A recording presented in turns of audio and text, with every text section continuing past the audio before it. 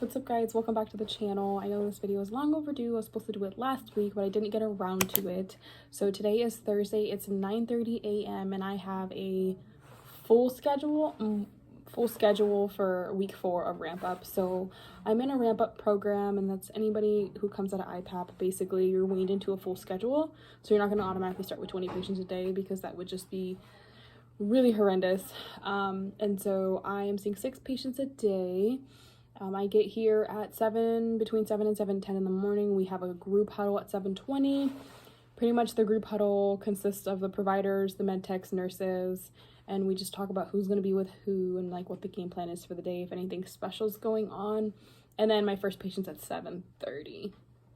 So I already saw my 7:30 and my 8:30 this morning. There were patients who, one needed a physical for clearance for PCS, so I pretty much did a head to toe physical exam, ordered some labs, see if they have any concerns, which they didn't. They were super simple, and so yeah, that was pretty much it. And then for my 8:30, it was a medication refill for Adderall. This patient has ADHD. They've been diagnosed by psych because I cannot diagnose ADHD, and they just needed a medication refill. They've been stable on their medications. They don't have any concerns.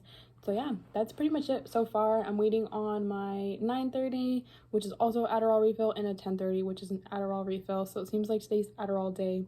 And then in the afternoon, I have a chief complaint of a deviated septum. So we'll see if that's causing them trouble breathing, how bad it is, and then I'll likely refer them to ears, nose, and throat, aka ENT, and they'll go from there and decide what they want to do with that patient. This is the end of week 4 for my ramp up, so I will start seeing 7 patients a day next week, and then each week going forward, they're going to add 1 more patient to my schedule, and eventually we're going to be at 20 patients a day. Right now we're not seeing 20 patients a day, but somewhere close to it because of COVID going on. So yeah, that's pretty much my day. But this is the exam room I'm using, so I'll give you guys a little tour. So here's an example of an exam room. This is the exam room I'm working out of today. I hang my stethoscope here, so it's just something that I can just grab and go because I don't like to wear it all the time. And then here's my little working desk. I like to work here because I can chart as I'm talking to the patient, and that way I'm giving them attention. At the same time, it's definitely going to help when I end up getting a full schedule. And then I have this book here, the Pants Prep Pearls book here. This is the book that I use to study for my board certification. It's like 400 or 500 pages, and I do like to reference things in here, like with my asthma patient earlier. Just can kind of look up asthma and basically, let's see, basically diagnostic studies. So we did PFTs today. It's the gold standard. It's to identify reversible obstructions, and so that's what we did today with that. And then I have this little curtain just in case I have to do an exam and we need privacy. And then over here we just have blood pressure cuffs, vitals machine, and then sink, exam table with paper, and then it's got various little contraptures or various little pieces to help with an exam. And then that's like pretty much it, really. This fancy vitals machine comes with temperature reader, blood pressure, which I just attach to the cuff, and then we have a pulse ox to determine what oxygen level someone has, and then we have otoscope, and then we have the ophthalmoscope. So yeah, and then the little attachment pieces for the otoscope. Can also use the otoscope to look up someone's nostrils if you need to. That's pretty much it. Okay, so I'm now on my lunch break and I'm sitting outside of the med group, and since I last saw you guys, I think I've seen 3 patients. So one patient was an Adderall refill because it's been Adderall day. The other patient was an asthma diagnosis. This is actually my first time diagnosing asthma. And then my third patient was another Adderall refill. Now my next patient isn't until 1400, so I'm just trying to get some sunlight, boost my vitamin D levels, y'all, which then indirectly boosts my calcium levels. And then I'm probably just gonna work on templates, because when I start seeing so many patients a day and I see 5 patients for the same knee pain or something, the assessment and plan is usually going to be very similar, so it'll be a lot easier to just copy and paste and then edit instead of typing out a whole A&P. So that's pretty much it.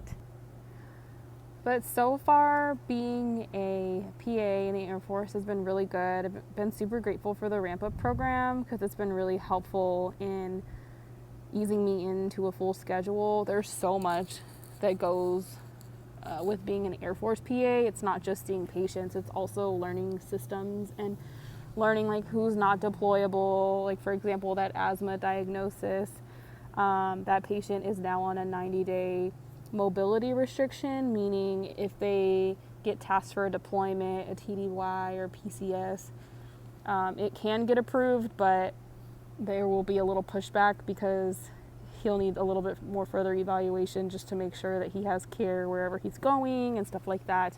And then they are also on a fitness restriction so a profile, in other words, for 90 days because they haven't been able to run and exercise to keep up with that cardiovascular component of the Air Force fitness test. So I basically have to go in, or my tech has to go in and put in these profiles, and then I have to sign them. So either way, I have to lay eyes on this admin stuff on another system on the computer, which takes some time to do.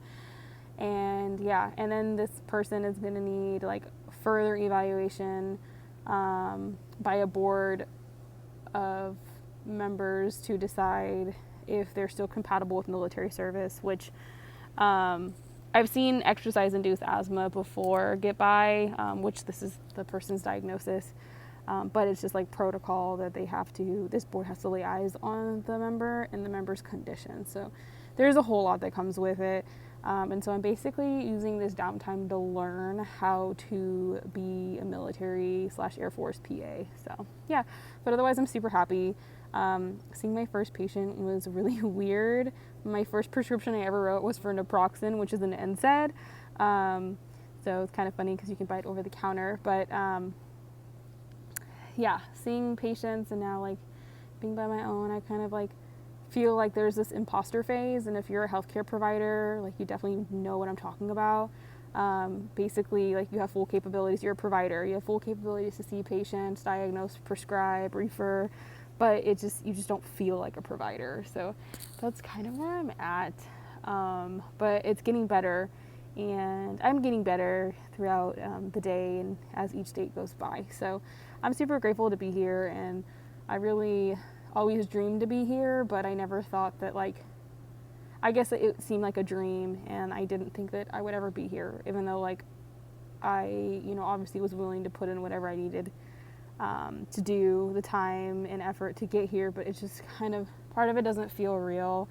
The paycheck is it doesn't feel real, it's just crazy. And I guess the biggest message I want to tell people is, if you have a goal, you want to be a nurse, a lawyer, whatever, you want to go to trade school to be an electrician, or whatever your desires are, just do it right now. Don't think oh well, I'll be 40 years old by the time I'm done. Who cares? Because if you don't do it, where are you going to be at in 4 years from now? Are you going to be doing the same thing? Yes, you're going to go through struggles. Yes, these programs are going to be intense.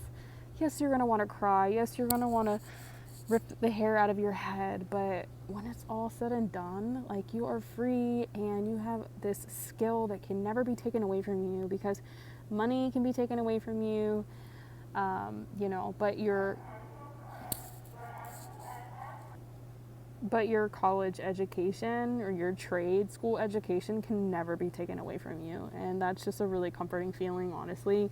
So whatever your dreams are, just go for it. Find someone who can mentor you, who, will show you the ropes if you can, if you have those resources, and just get it done. Like, you're gonna be so happy that you did whatever you accomplished whatever your goals are. But I'm going to end today's video here.